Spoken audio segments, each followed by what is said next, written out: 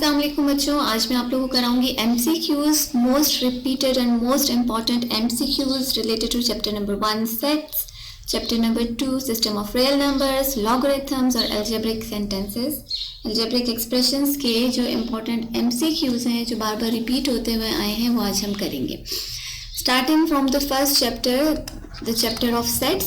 इसमें देखो आपको जो MCQs के लिए सबसे ज़्यादा इम्पॉर्टेंट है वो चैप्टर नंबर 1 पे जो आपको सिस्टम दिया हुआ है, इम्पॉर्टेंट सेट्स के नंबर्स दिए हुए हैं वो अच्छे से मेमोराइज कर लो। उसी से आपके पास ज़्यादातर MCQs रिपीट होते हुए आए हैं। ये सेट्स क्या होते हैं, आपको कुछ नंबर्स दिए जाएंगे, जैसे फर्ज करो आपको एक सेट दिया हुआ है ऑफ नंबर 1 2 3, ठीक है। ये वाला सेट कौन से नंबर्स का है, आपको 4 ऑप्शंस दिए होंगे, आपको क्लिक करना है कौन सा टिक करना है, कौन से नंबर का ऑप्शन जो है वो करेक्ट है, कौन सा ऑप्शन करेक्ट है। ये वाला देखो सेट, ये किन नंबर्स का सेट है, these are called natural numbers, ठीक है। जो 1 से लेकर आखिर तक नंबर्स चलते हैं उनको हम कहते हैं दीज आर नेचुरल नंबर्स, इनको रिप्रेजेंट करते हैं बाय n। अगर इन्हीं नंबर्स में मैं 0 भी ऐड कर दूं और बाकी ऐसे ये सारे नंबर्स हों, then these numbers are called whole numbers, ठीक है। अब ये किस चीज़ का सेट हो गया, अगर 0 भी आ गया तो ये हो गए होल नंबर्स। इसके बाद अगर 0 भी हो और इसकी नेगेटिव वैल्यूज़ भी ले लें, देखो ये सारी पॉजिटिव वैल्यूज़ हैं, अगर मैं पॉजिटिव के साथ नेगेटिव वैल्यूज़ भी ऐड कर दूं, सॉरी यहाँ माइनस आना था 2, अब ये जो है ये बन गए इंटीजर्स और इनको हम रिप्रेजेंट करते हैं by z। This is the set of integers. Now comes the prime numbers. बच्चों प्राइम नंबर्स का सेट है ये। प्राइम नंबर्स क्या होते हैं, ऐसे नंबर्स जो अपने ही टेबल में आए, अपने अलावा और किसी टेबल में ना आए, इन नंबर्स को हम कहते हैं प्राइम नंबर्स। 2 3 5 7 11 13 17 ये सारे होते हैं prime numbers. 1 is not a prime number. अगर आपके पास जैसे एक दफ़ा एक एयर में क्वेश्चन आया हुआ है कि आपको पिक करना है कि इनमें से कौन से प्राइम नंबर हैं, तो उसमें दिया हुआ है 1 2 3, एक सेट दिया हुआ है 1 2 3, दूसरा सेट दिया हुआ है 2 3 5। तो इसमें से करेक्ट आंसर क्या है, 2 3 5 is a set of 3 starting prime numbers. Then comes the even numbers, 2 4 6 8, तमाम नंबर्स जो 2 से डिवाइड हो सकते हैं कम्प्लीटली वो हमारे पास हैं even numbers. And then comes the set of odd numbers, 0 भी इवन नंबर है, ठीक है, इस सेट में 0 भी इंक्लूडेड होता है। Then comes the set of odd numbers, 1 3 5 7, ये सारे हमारे पास हैं odd number, set of odd numbers. Clear, बस ये वाले सेट्स जो हैं ये इंपॉर्टेंट है। इसमें एक क्वेश्चन और इस चैप्टर में से आता है, चैप्टर नंबर 1 सेट्स में से, the Cartesian product of A and B is written as, A and B का जो कार्टेशियन प्रोडक्ट है उसको हम किस तरह से लिखते हैं, ए डॉट बी, ऑप्शन दिए हुए होते हैं ए बी या ए मल्टीप्लाइड बाई बी। तो Cartesian product of A into and B is written as A into B. ये वाला क्वेश्चन बहुत ज़्यादा रिपीट हुआ है MCQs में। वन लास्ट थिंग जो इस चैप्टर के MCQs में इंक्लूडेड है, उसमें आपको एक नंबर दिया जाता है और आपसे पूछा जाता है कि ये कौन से कोऑर्डिनेट में लाई करता है ये नंबर। बच्चों देखो इस फिगर को अच्छी तरह से जहन में रखो। यहाँ पर हमारे पास जब राइट साइड पे x होता है दिस इज पॉजिटिव x, इस पॉइंट O के लेफ्ट साइड पे जो x होता है that is negative, taken as negative. ऊपर की तरफ y is taken as positive, नीचे की तरफ y is taken as negative. For instance आपको एक नंबर दिया हुआ है -2 and 6, आपको बताना है ये कौन से कोऑर्डिनेट में है। This is coordinate number 1, this is 2 3 and 4। कैसे जा रहे हैं हम, एंटी क्लॉकवाइज, 1 2 3 and 4। जब आपको एक नंबर दिया हुआ है -2 and 6, इसका मतलब है x है -2 और 6 है y। क्लियर, अब देखो x जो है वो हमारे पास -2 है, तो -2 हमारे पास कहाँ पर आएगा, इस साइड पे, और +6 6 जो है वो प्लस है, तो +6 जो है वो हमारे पास इस साइड पे आएगा, यानी नंबर हमारे पास यहाँ कहीं पर आएगा। ये कौन सा कोऑर्डिनेट है?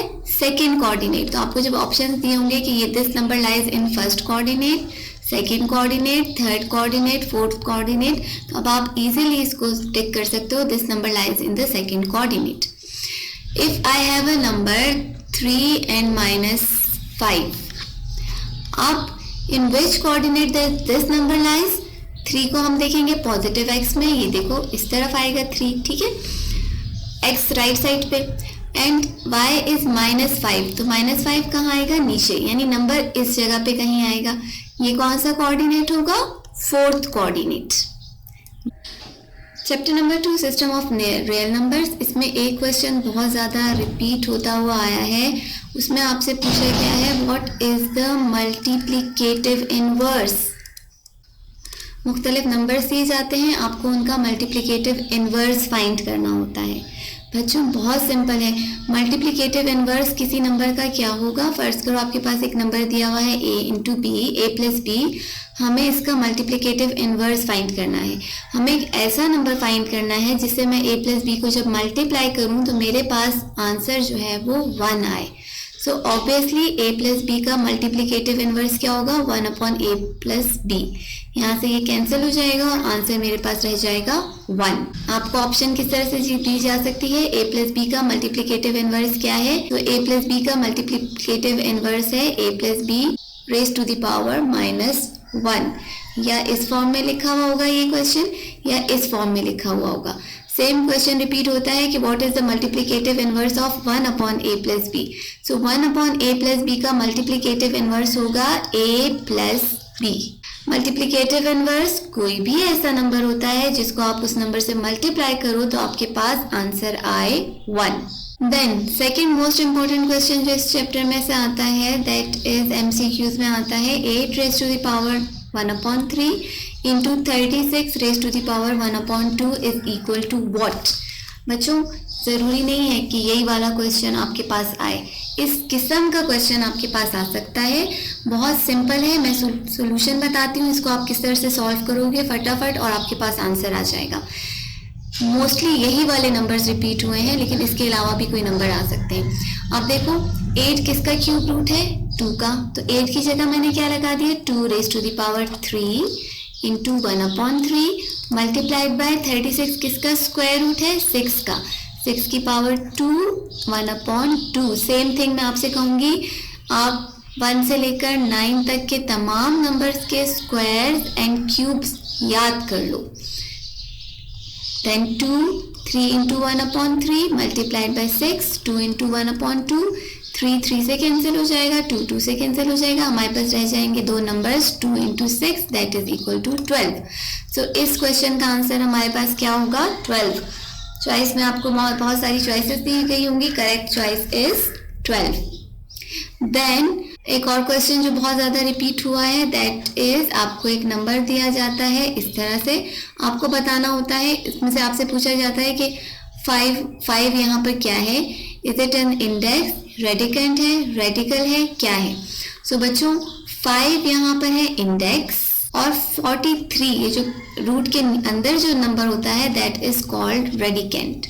बाहर जो नंबर होता है उसको इंडेक्स कहते हैं, अंदर वाले नंबर को रेडिकेंट कहते हैं। ये वाला क्वेश्चन भी बहुत दफ़ा रिपीट हुआ है, इस फॉर्म में भी पूछा जाएगा y क्या है? Is it an index, radicand? ये बहुत सारे ऑप्शन देते हैं, तो y जो है दैट इज इंडेक्स और x जो है ये रेडिकेंट है।